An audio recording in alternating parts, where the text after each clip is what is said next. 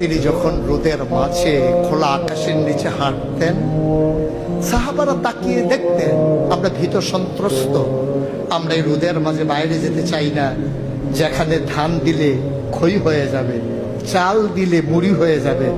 প্রচন্ড গরমের মাঝে তিনি হাঁটেন কেমনে? অবাক বিস্ময়ে উপরের দিকে তাকিয়ে দেখতেন নবী হেঁটে যায়, আর নবীর মাথার উপরে একটা মেঘের টুকরা ছায়া হয়ে হয়ে পাশে পাশে যায়।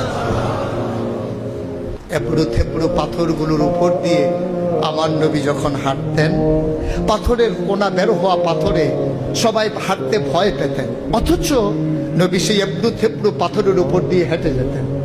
তারা চিন্তা করতেন নবীর কদমের নিচে এই শক্ত পাথর পড়লে উনি কি ব্যথা পান না?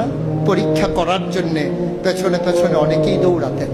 দৌড়ে দৌড়ে নবীর কদম মুবারকের নিচে যে পাথর পড়ে গিয়েছিল ওরা হাতে তুলে দেখতেন নবীর কদমের সম্মানে শক্ত পাথর তুলার মতো নরম হয়ে গেছে।